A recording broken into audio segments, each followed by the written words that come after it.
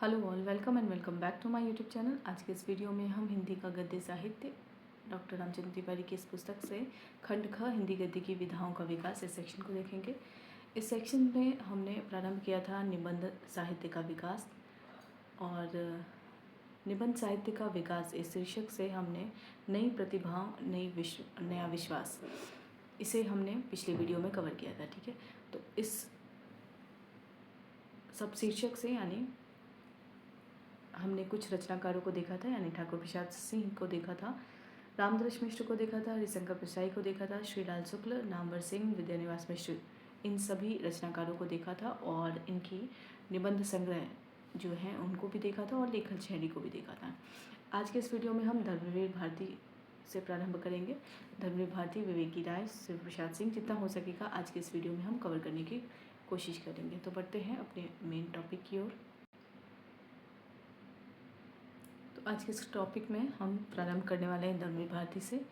धर्मवीर भारती के निबंध संग्रह ठेले पर हिमालय का प्रकाशन वर्ष कौन सा है? Option A 1950, option B 1958, option C 1960, option D 1970। Answer करेंगे धर्मवीर भारती के निबंध संग्रह ठेले पर हिमालय का प्रकाशन वर्ष कौन सा है। इसका सही उत्तर क्या होगा? धर्मवीर भारती के निबंध संग्रह ठेले पर हिमालय, इस निबंध संग्रह का प्रकाशन वर्ष है 1958, 58। संबंधित तथ्य देख लेते हैं। ठेले पर हिमालय में यात्रा विवरण, डायरी, पत्र, शब्द चित्र, संस्मरण, कैरिकेचर, व्यंग, रूपक, श्रद्धांजलि आदि अनेक गद्य विधाओं में लिखी रचनाएं संकलित हैं। तो ठेले पर हिमालय निबंध संग्रह जो है वो धर्मवीर भारती का है और इसका प्रकाशन वर्ष 1958 है। धर्मवीर भारती के निबंध संग्रह कुल 5 हैं। वो कौन कौन से निबंध संग्रह वो हम देख लेते हैं। इनके 5 निबंध संग्रहों में पहला है ठेले पर हिमालय 1958, प्रकाशन वर्ष पश्यंती, समय है 1969। तीसरा है कहनी अनकहनी, प्रकाशन वर्ष है 1970। कुछ चेहरे कुछ चिंतन, प्रकाशन वर्ष 1995।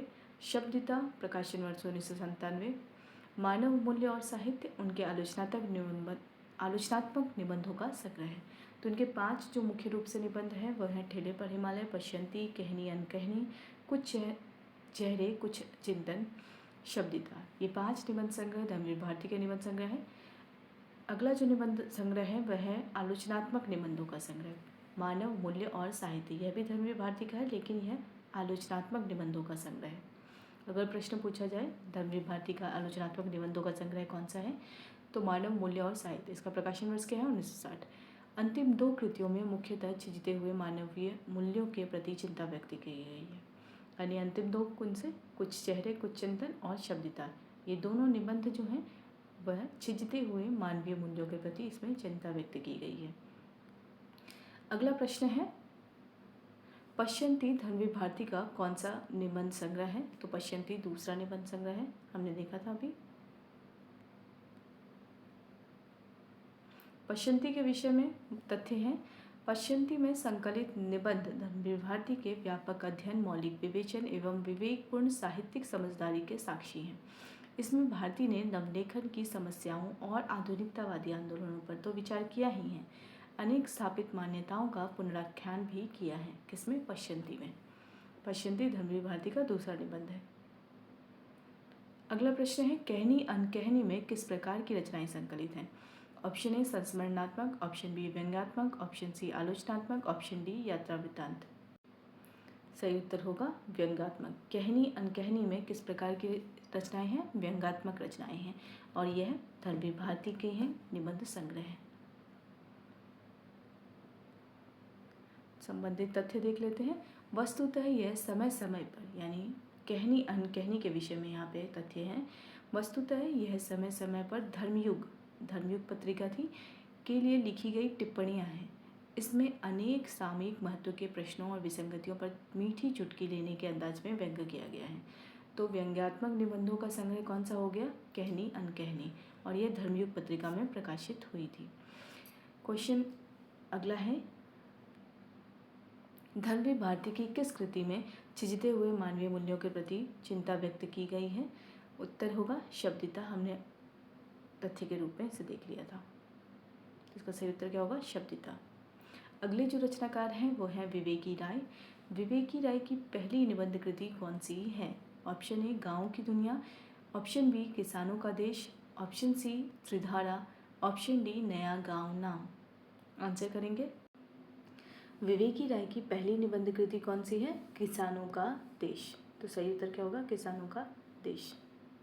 इनके निबंध संग्रह देख लेते हैं विवेकी राय के।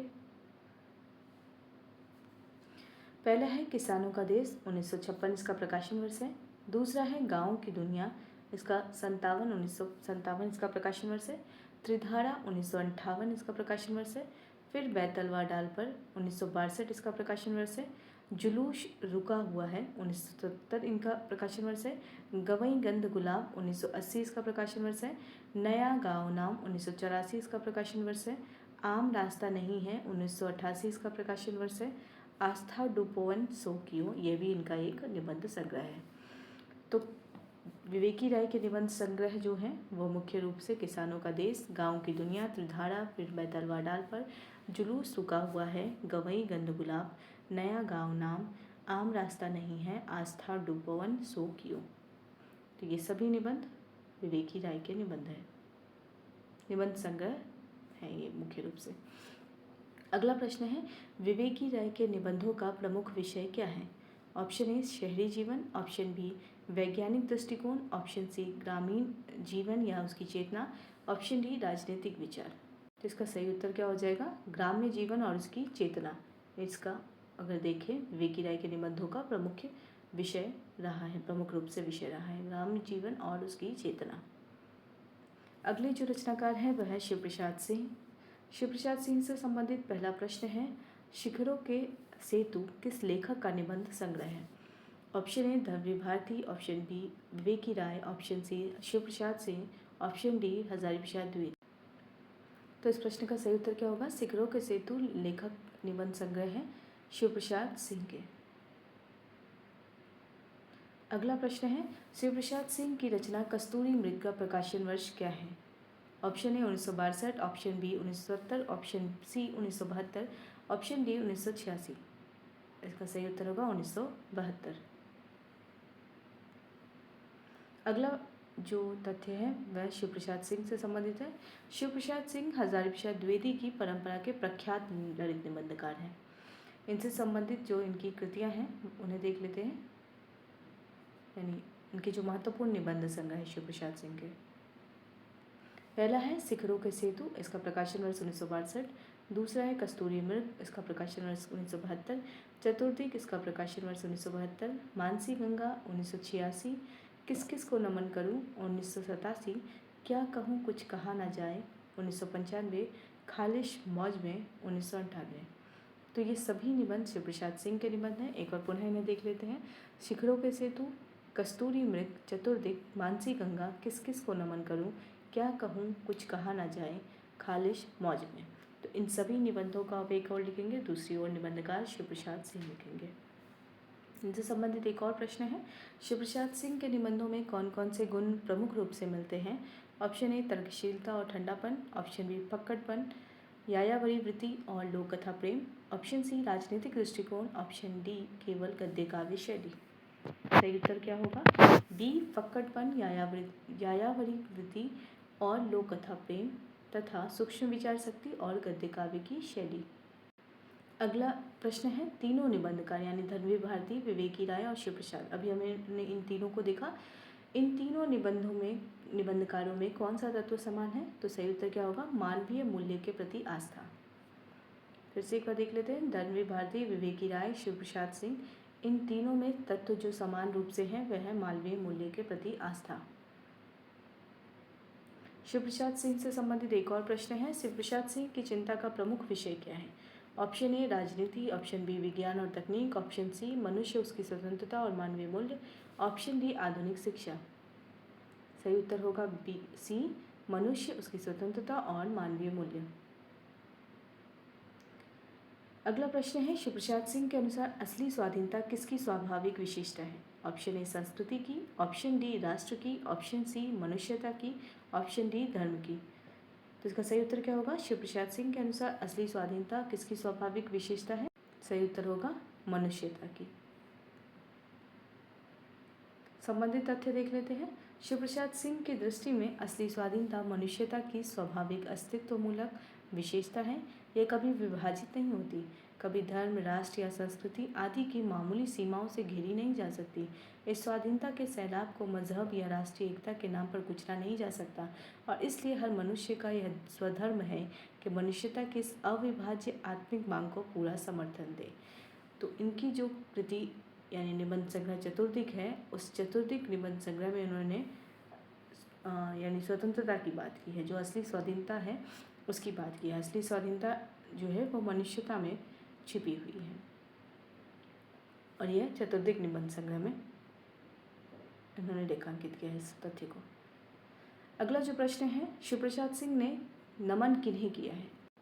अगला प्रश्न है, शिव प्रसाद सिंह ने नमन किन्हें किया है।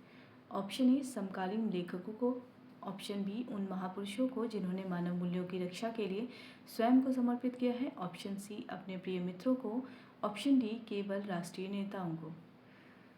इसका सही उत्तर क्या होगा? शिव प्रसाद सिंह ने उन महापुरुषों को नमन किया है जिन्होंने मानव मूल्य की रक्षा के लिए स्वयं को समर्पित किया है। अगला प्रश्न है, शिव प्रसाद सिंह का निबंध शिल्प कैसा बताया गया है। ऑप्शन ए परंपरागत और शुष्क, ऑप्शन बी नवीन, मार्मिक और प्रभावी, ऑप्शन सी केवल व्याख्यात्मक, ऑप्शन डी केवल कठिन और जटिल। आंसर करेंगे। सही उत्तर होगा शिव प्रसाद सिंह का निबंध शिल्प कैसा बताया गया है, नवीन, मार्मिक और प्रभावी। अगले जो निबंधकार हैं वह केशव चंद्र वर्मा हैं। इनसे संबंधित पहला प्रश्न है, हास्य व्यंग लेखक होने पर भी केशव चंद्र वर्मा की रचनाओं में किस बात की चिंता प्रमुख है। तो इसका सही उत्तर क्या होगा? जीवन मूल्यों और संस्कृति के ह्रास की चिंता है। केशव चंद्र वर्मा क्या है? हास्य व्यंग लेखक है, फिर भी इन्हें अपनी रचनाओं में, इनकी जो रचनाओं में जो मुख्य रूप से चिंता दिखाई देती है वह किसके प्रति है? जीवन मूल्यों और संस्कृति के ह्रास के प्रति है। अगले जो प्रश्न है केशव चंद्र वर्मा से संबंधित, वर्मा जी के अनुसार आधुनिकता हमें किस स्तर पर खोखला बना रही है। ऑप्शन बी राजनीतिक स्तर पर, ऑप्शन बी सांस्कृतिक स्तर पर, ऑप्शन सी आर्थिक स्तर पर, ऑप्शन डी वैज्ञानिक स्तर पर। तो इस प्रश्न का सही उत्तर क्या होगा? केशव चंद्र वर्मा के अनुसार आधुनिकता हमें किस स्तर पर खोखला बना रही है। सही उत्तर होगा सांस्कृतिक स्तर पर। केशव चंद्र वर्मा के 3 निबंध संग्रह हैं। ये 3 निबंध संग्रह है, मुर्ग छाप हीरो, अफलातूनों का शहर, बृहनला का वक्तव्य। ये 3 निबंध संग्रह किनके हैं? केशव चंद्र वर्मा के हैं। मुर्ग छाप हीरो, अफलातूनों का शहर, अफलातूनों का शहर इसका प्रकाशन वर्ष 1974 है। वहीं बृहनला का वक्तव्य भी 1974 में प्रकाशित हुआ। तो ये 3 निबंध संग्रह केशव चंद्र वर्मा के निबंध संग्रह हैं। एक और आप निबंध संग्रह लिखेंगे, दूसरे ओर निबंधकार केशव चंद्र वर्मा। अगला प्रश्न है विष्णुकांत शास्त्री, यानी अगले निबंधकार विष्णुकांत शास्त्री हैं। इनसे संबंधित पहला प्रश्न है, विष्णुकांत शास्त्री का लेखन किस प्रकार का माना गया है। ऑप्शन ए हास्य व्यंग्यात्मक, ऑप्शन बी भावनात्मक, ऑप्शन सी चिंतनपरक और समीक्षात्मक, ऑप्शन डी कथा साहित्यिक। आंसर करेंगे। सही उत्तर होगा विष्णुकांत शास्त्री का लेखन किस प्रकार का माना गया है, चिंतनपरक और समीक्षात्मक। अगला प्रश्न है, विष्णुकांत शास्त्री के किस निबंध संग्रह को ललित निबंधों का संग्रह समझा जा सकता है। ऑप्शन ए चिंतन मुद्रा, ऑप्शन बी अनुचिंतन, ऑप्शन सी कुछ चंदन की कुछ कपूर की, ऑप्शन डी आधुनिक हिंदी साहित्य के कुछ विशिष्ट पक्ष। सही उत्तर होगा, इसका सही उत्तर होगा कुछ चंदन की कुछ कपूर की। विष्णुकांत शास्त्री के इस निबंध को ललित निबंधों का संग्रह कहा जा सकता है। प्रश्न पूछा जाए, विष्णुकांत शास्त्री का जो निबंध है कुछ चंदन की कुछ कपूर की, ये किस प्रकार का निबंध है, तो यह ललित निबंधों का संग्रह है। विष्णुकांत शास्त्री के कुल 4 निबंध संग्रह हैं, कुछ चंदन की कुछ कपूर की, चिंतन मुद्रा, अनुचिंतन, आधुनिक हिंदी साहित्य के कुछ विशिष्ट पक्ष। ये 4 निबंध संग्रह किनके हैं? विष्णुकांत शास्त्री के निबंध संग्रह हैं, जिनमें कुछ चंदन की कुछ कपूर की इसका प्रकाशन वर्ष 1971 है, चिंतन मुद्रा इसका प्रकाशन वर्ष 1977 है, अनुचिंतन इसका प्रकाशन वर्ष 1986 है, आधुनिक हिंदी साहित्य के कुछ विशिष्ट पक्ष इसका प्रकाशन वर्ष 2004 है। इन चारों निबंधों को आप एक ओर लिखेंगे, दूसरी ओर विष्णुकांत शास्त्री को निबंधकार के रूप में लिखेंगे। अगर आप नोट्स बना रहे हैं तो इसी तरीके से निबंध के संग्रह का ये नोट्स बन सकता है। अगले जो रचनाकार हैं वह हैं निर्मल वर्मा। इनसे संबंधित जो प्रश्न है वह है निर्मल वर्मा की रचनाओं में पश्चिम और भारत के किस पक्ष का समन्वय है। प्रश्न है निर्मल वर्मा की रचनाओं में पश्चिम और भारत के किस पक्ष का समन्वय है। ऑप्शन ए राजनीति और धर्म, ऑप्शन बी उद्योग और संस्कृति, ऑप्शन सी तार्किक अंतर्दृष्टि और आस्था विश्वास मूलक अंतःचेतना का, ऑप्शन डी शिक्षा और अर्थव्यवस्था का। यानी अगर हम निर्मल वर्मा की रचनाओं में देखें तो पाश्चात्य और भारत इन दोनों के बीच किस चीज़ का समन्वय वो स्थापित करते हैं। तो इसका सही उत्तर क्या हो जाएगा, सी तार्किक अंतर्दृष्टि का। यानी पश्चिम के तार्किक अंतर्दृष्टि को हम इनकी रचनाओं में देख सकते हैं और वहीं भारत के आस्था विश्वास मूलक अंतःचेतना को देख सकते हैं। यानी इन दोनों ही पक्षों को हम निर्मल वर्मा की रचनाओं में स्पष्ट रूप से देख सकते हैं। अगला प्रश्न है कला का जोखिम ग्रंथ किस वर्ष प्रकाशित हुआ था। यह निबंध संग्रह निर्मल वर्मा का निबंध संग्रह है। इसका प्रकाशन वर्ष पूछा जा रहा है। Option A 1970, option B 1976, option C 1981, option D 1985। Answer करेंगे। सही उत्तर है कला का जोखिम 1981 में प्रकाशित है। तो इसका सही उत्तर क्या हो जाएगा, सी 1981। संबंधित तथ्य देख लेते हैं, यानी इनके अन्य निबंधों को भी देख लेते हैं।